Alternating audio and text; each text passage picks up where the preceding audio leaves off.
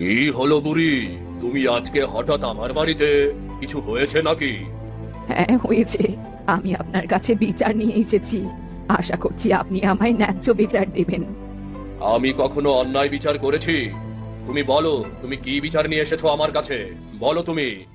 তার আগে বলুন, ওই খাল নিয়ে কি ঝামেলা চলছে? কিসের বিচার চলছে? আরে, ওই খালে একটু ঝামেলা হয়েছে। দেবেন মাছ ধরছিল।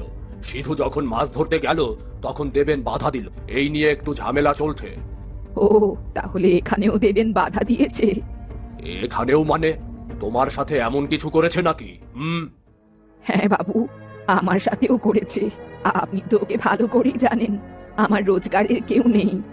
হ্যাঁ, সেটা তো জানি। তুমি আমাকে পুরো ঘটনাটা খুলে বলো তো।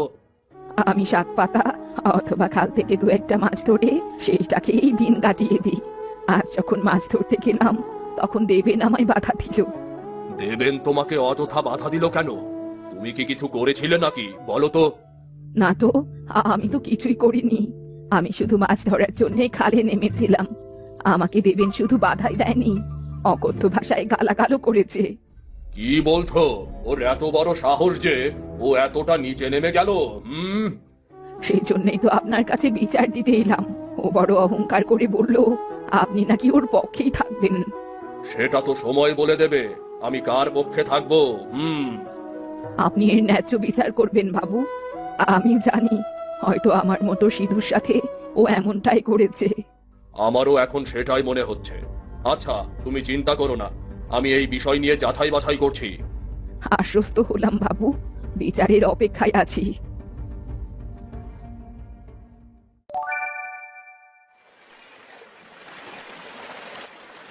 আমার প্রিয় গ্রামবাসীগণ, আপনারা জানেন আমি এই গ্রামের কোনো বিষয়ে হস্তক্ষেপ করি না।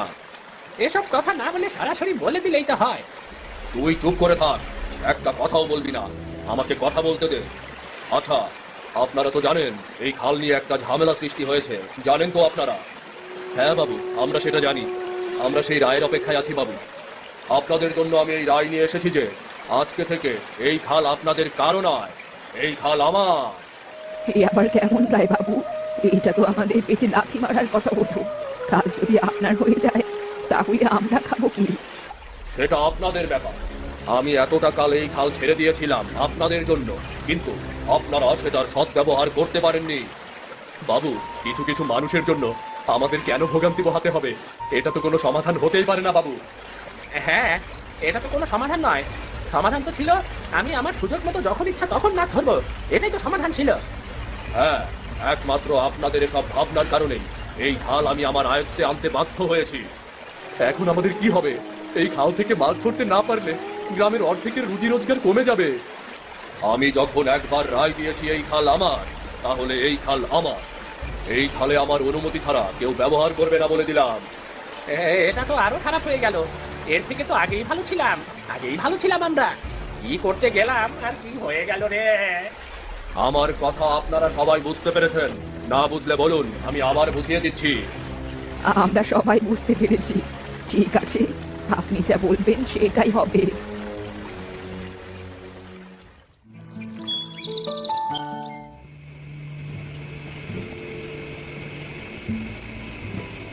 কি হলো কি? আজকে আবার খবর দিলে যে আমি আর তোমার কোনো কাজের মধ্যেই নেই। আমার কোনো কাজের মধ্যে নেই মানে?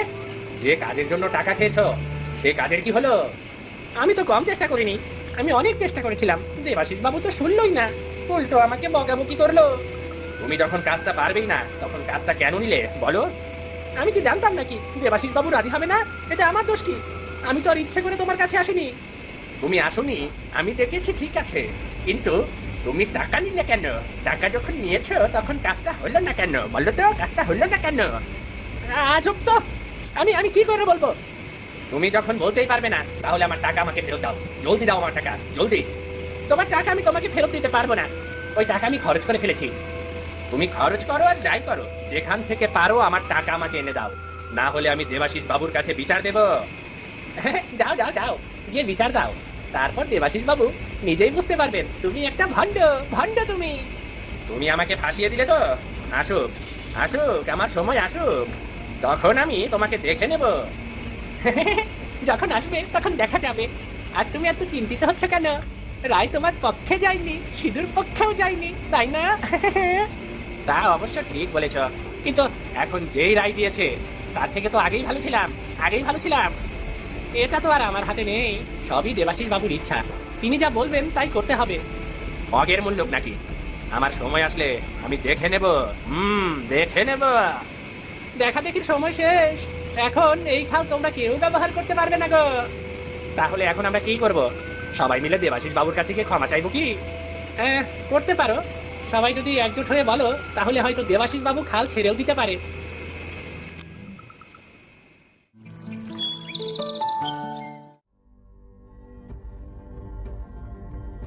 কি হলো কি?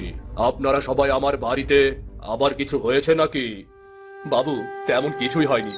আমরা আসলে আমাদের ভুল বুঝতে পেরেছি। আপনি যদি দয়া করে খালটা আবার দিয়ে দিতেন তাহলে আমাদের জন্য ভালো হতো বাবু। আমি খাল নিজের আয়ত্তে নিয়ে এসেছি, আবার কেন ছেড়ে দেব বলো তো? বাবু, ওই খাল থেকে মাছ ধরেই তো আমরা সবাই খাই আর রোজগার করি। আপনি একটু বোঝার চেষ্টা করুন না বাবু, একটু বোঝার চেষ্টা করুন। আমি তো বোঝার চেষ্টা করেই যাচ্ছি, কিন্তু আপনারা তো বোঝার চেষ্টা করছেন না সবাই। বাবু, আমাদের ভুল হয়ে গেছে। আমরা আর খাল নিয়ে কোনো রকম ঝগড়াঝাটি করব না বাবু, কোনো রকম ঝগড়াঝাটি করব না। আপনাদের মুখের কথা তো আমি বিশ্বাস করতে পারছি না। সবাই মিলে যদি আমাকে লিখিত দিতে পারেন তাহলে আমি খাল ছেড়ে দেব। আমরা লিখিত দিতে রাজি আছি। আমরা কথা দিচ্ছি, এই খাল নিয়ে আর কোনো ঝগড়াঝাটি আমরা করব না, সত্যি করব না ঝগড়াঝাটি। ঠিক আছে, তাহলে আমি গ্রামের খাল গ্রামের জন্যই ছেড়ে দিচ্ছি। কিন্তু কিন্তু এটাই কিন্তু শেষ সুযোগ। পরবর্তীতে আর একবারও যেন এই খাল নিয়ে কোনো বিচার আমার কাছে না আসে বলে দিলাম। আসবে না বাবু, আসবে না, আমি নিজে কথা দিচ্ছি। আমিও আমার ভুলটা বুঝতে পেরেছি বাবু। ঠিক এই জায়গায় আনার জন্য খাল আমি আমার আয়ত্তে এনেছিলাম। আমার উদ্দেশ্য ছিল আপনাদের বোঝানো, আমি সেটা পেরেছি। বাবু, আপনার মাথায় তো সেই রকম বুদ্ধি। হ্যাঁ, এই বুদ্ধির জন্যই তো আমি এখানে আর তুই ওখানে। ঠিক আছে বাবু, আজকে থেকে আমরা সবাই মিলে মাছ ধরবো এবং এই খালের মাছ আপনাকেও দিয়ে যাব। মাছ আমার লাগবে না, তোমরা সবাই মিলেমিশে থাকতে পারলে আমি খুশি।